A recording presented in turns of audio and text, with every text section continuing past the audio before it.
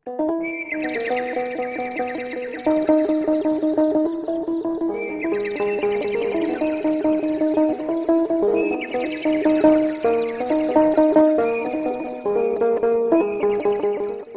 ዮሐንስ ምዕራፍ 21 ኢየሱስ ንደቀ መዛሙርቱ ሳልሳይ ጊዜ ከም ዝተራእየ ቁጥር 1 ድሕሪ ዝኸዓ ኢየሱስ ንደቀ መዛሙርቱ ኣብ ጥቓ ባሕሪ ጥብርያዶስ ከም ብሓድሽ ተገልጸሎም በዚ ከምዚ እውን ተራእዮም ስምዖን ጴጥሮስን ዲዲሞስ ዝብልዎ ቶማስን ናትናኤል በዓል ቃና ገሊላን ደቂ ዘብዴዎስን ክልተ ካልኦት ከዓ ካብ ደቀ መዛሙርቱን ብሓደ ነበሩ ስምዖን ጴጥሮስ ድማ ኣነስ ዓሳ ክገፍፍ ክኸይድ እየ በሎ ንሳቶም ከዓ ንሕና እውን ምሳኻ ንኸይድ በልዎ ወፂኦም ናብ ጃልባ ኣተው በታለይቲ እቲኣ ሓደ እኳ ኣይሓዙን ምድሪ ምስ ወግሐ ኢየሱስ ኣብ ገምገም ደው በለ እቶም ደቂ መዛሙርቱ ግና ኢየሱስ ምዃኑ ኣይፈለጡን ኢየሱስ ከዓ ደቀይ ገለ ዝብላዕዶ ኣለኩም በሎም ንሳቶም የብልናን ኢሎም መለሱሉ ንሱ ከዓ ነቲ መርበብ ናብ የማን ጃልባ ኣቢልኩም ደርቢዎ እሞ ክትረኽቡ ኢኹም በሎም ሽዑ ደርበይዎ እሞ ካብ ብዝሒ ዓሳ እተልዓለ ምስሓቡ ሰኣኑ እቲ ኢየሱስ ዘፍቅሮ ወዲ መዝሙር ከዓ ንጴጥሮስ ጎይታና እምበር እዩ በሎ ስምዖን ጴጥሮስ ድማ ጎይታ ምዃኑ ምስ ሰምዐ ጥራዩ ነበረ እሞ ክዳኑ ተዓጢቑ ናብ ባሕሪ ዘለለ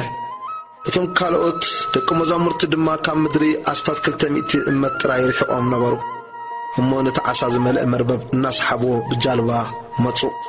ናብ ምድሪ ምስ ወረዱ ከዓ ጓህርን ዓሳ ኣብ ልዕሊኡን እንጌራን ረኣዩ ኢየሱስ ከዓ ካብዚ ሕጂ ዝገፈፍኩምዎ ዓሳ ኣምፅኡ በሎም ስምዖን ጴጥሮስ ናብታ ጃልባ ኣትዩ ነቲ 153 ገዘፍቲ ዓሳ ዝመልአ መርበብ ናብ ምድሪ ጓተቶ ክሳዕ ክንድዚ ብዙሓት ክነሶምሲ እቲ መርበብ ኣይተቐደን ኢየሱስ ድማ ንዑ ተመስሑ በሎም እቶም ደቂ መዛሙርቲ ከዓ ጎይታ ምዃኑ ስለ ዝፈለጡ ካባታቶም ሓደ እኳ ንስኻ መን ኢኻ ኢሉ ክሓቶ ዝደፈረ የልቦን ኢየሱስ መፂኡ ነቲ እንጌራ ኣልዒሉ ሃቦም ከምኡ ነቲ ዓሳ ኢየሱስ ድሕሪ ካብ ሙታት ምትንስኡ ንደቂ መዛሙርቱ እተገልጸሎም እዚ ሳልሳይ ጊዜ እዩ ኢየሱስን ጴጥሮስን ቁጥር 15 ምስተመስሑ ከዓ ኢየሱስ ንስምዖን ጴጥሮስ ስምዖን ወዲዮና ካብ እዚኣቶም ኣብሊጽካዶ ተፍቅረኒ ኢኻ በሎ ንስኻ እዎ ጎይታይ ኣነ ከም ዘፍቅረካ ንስኻ ትፈልጥ ኣለኻ በሎ ንሱ ዕያውተይ ኣብልዕ በሎ ከም ብሓድሽ ከዓ ካልኣይ ጊዜ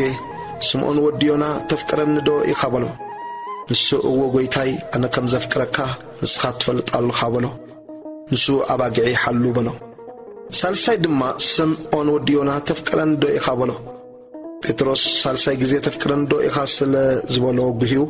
ጎይታይ ንስኻ ኩሉ ትፈልጥ ኣለኻ ኣነ ከም ዘፍቅረካውን ትፈልጥ ኣለኻ በሎ ኢየሱስ ከዓ ኣባጊዒ ኣብልዕ ንስኻ በጽሒ ከለኻ በዓልኻ ተዓጢቕካ ናብ ዝደለኻዮ ትኸይድ ነርካ ምስ ኣረግካ ግና ኣዳውካ ከም እተልዕል እሞ ካልእ ከም ዘእትቐካ ናብ ዘይደለኻዮውን ከም ዝወስደካ ብሓቂ ይብለካ ኣለኹ በሎ ብኸመይ ዝመሰለ ሞት ንኣምላኽ ከኽብሮ ከም ዘለዎ ምንቲ ክሕብረሉ እዩ እዚ ዝበለ እዚ ምስ ተዛረበ ከዓ ሰዓበኒ በሎ ጴጥሮስ ድማ ግልጽ ኢሉ ነቲ ኢየሱስ ዘፍቅሮ ወዲ መዝሙር ክስዕብ ከሎ ረኣዮ ንሱ እቲ ክድረሩ ከለዉ ኣብ ኣፍ ልቢ ኢየሱስ ጽግዕ ኢሉ ተቐሚጡ ዝነበረ እሞ ጎይታይ ኣሕሊፉ ዝህበካ መን እዩ ዝበሎ እዩ ሽዑ ጴጥሮስ ንኡ ርኡ ኢየሱስ ጎይታይ እዚኸ ከመይ ምዃኑ እዩ በሎ ኢየሱስ ከዓ ክሳዕ ዝመጽእ ክጸንሕ እንተፈትኹኸ እንታይ ገዲስካ ንስኻ ግዳ ሰዓበኒ በሎ ስለዚ እቲ ወዲ መዝሙር እቲ ከም ዘይመውት እዚ ዘረባ እዚ ኣብ ማእከል ኣሕዋት ወፀ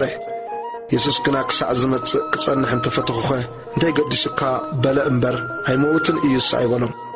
እቲ ብዛዕባ እዚ ዝመስከረን ዝጸሓፈን እዚ ወዲ መዝሙር እዚ እዩ እቲ ምስክሩ ሓቂ ምዃኑ ድማ ንሕና ንፈልጥ ኢና ቁጥር 25 ኢየሱስ ዝገበሮ ግብሪ ድማ ብዙሕ ካልእ ኣሎ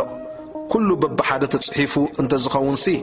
ነቲ እተጻሕፈ መጽሓፍቲ ኩላ ዝዓለም እኳ ኣይማእኸለቶን ይመስለኒ